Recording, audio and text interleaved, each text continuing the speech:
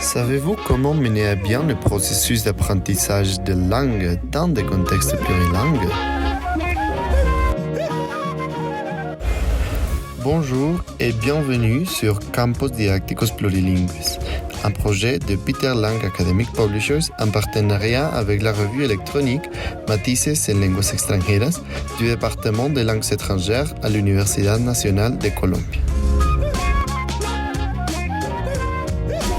Dans cet épisode, apprentissage de langues additionnelles dans un cadre scolaire plurilingue.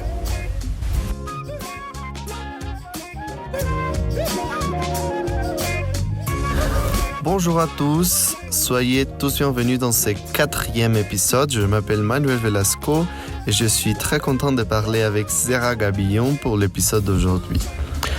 Madame Gabillon est maître de conférence HDR en études anglophones à l'Université de la Polynésie française.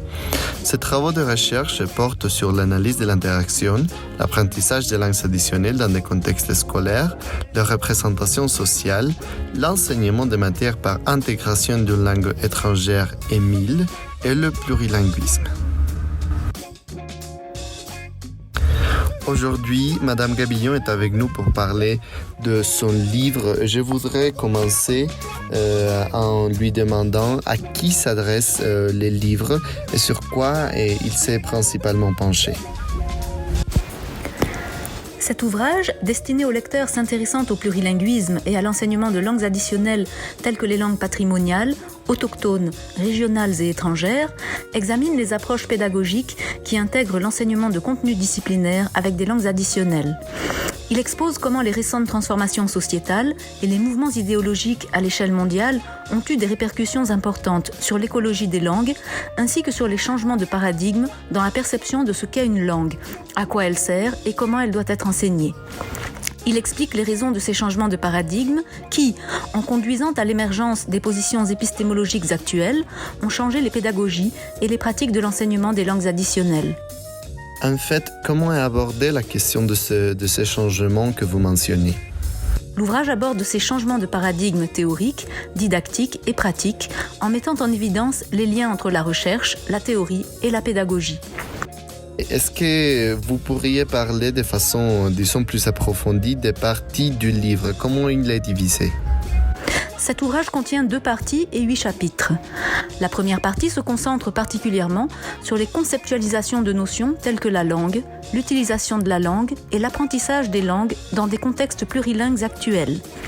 Jusqu'aux années 1980, la linguistique appliquée ne concernait que l'enseignement des langues étrangères et reposait sur une idéologie monoglossique. Au cours des 30 dernières années, il y a eu des changements majeurs en matière de conceptualisation de la langue et des droits de la langue au sein de l'enseignement des langues additionnelles. Aujourd'hui, la façon dont nous percevons les bilingues, les sociétés bilingues et les pratiques d'alternance codique, qui sont indissociables du bilinguisme, ont considérablement évolué.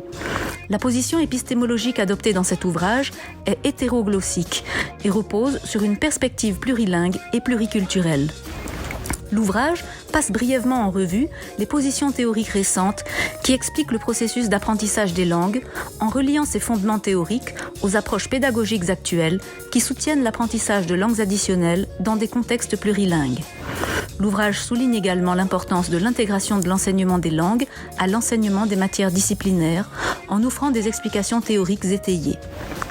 La dernière partie de l'ouvrage se concentre principalement sur les pratiques et pédagogies plurilingues en proposant des extraits authentiques provenant de leçons d'apprentissage de langues additionnelles.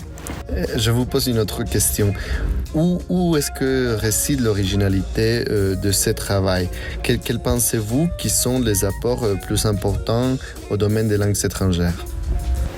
La plupart des ouvrages consacrés à l'apprentissage des langues sont soit purement théoriques, avec peu ou pas de lien explicite avec la pratique pédagogique, soit fondés sur des exemples et des consignes issues de la didactique des langues, sans pour autant présenter clairement les théories et principes sous-jacents.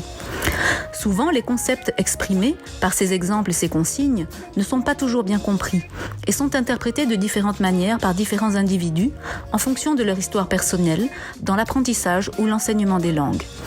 Ces différentes interprétations peuvent conduire à des pratiques qui ne correspondent pas aux idées fondamentales qui sous-tendent ces principes. Cet ouvrage établit des liens entre la recherche, la théorie et la pédagogie dans l'enseignement des langues additionnelles et vise à fournir des informations sur les récents changements de paradigmes théoriques et pratiques dans le domaine de la didactique des langues. La dernière partie de l'ouvrage présente les différents schémas d'interaction utilisés dans l'enseignement des langues additionnelles et propose l'analyse des interactions comme méthode de recherche et outil de formation des enseignants. L'approche de l'analyse de l'interaction décrite dans ce livre se concentre sur l'aspect communicatif des échanges langagiers et leur construction lors des séquences interactionnelles.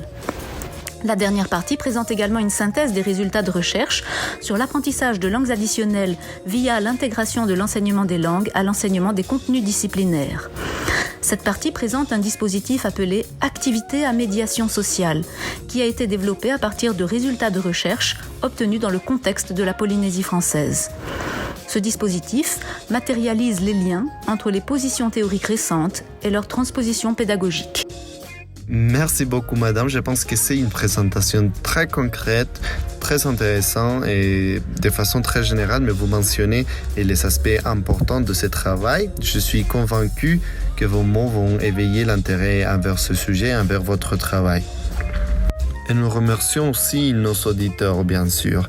Si vous êtes intéressé au travail de Madame Zera Gabillon, vous pouvez aller sur www.peterlang.com où vous trouverez cette publication et bien d'autres. Alors, je vous dis au revoir et jusqu'au prochain épisode.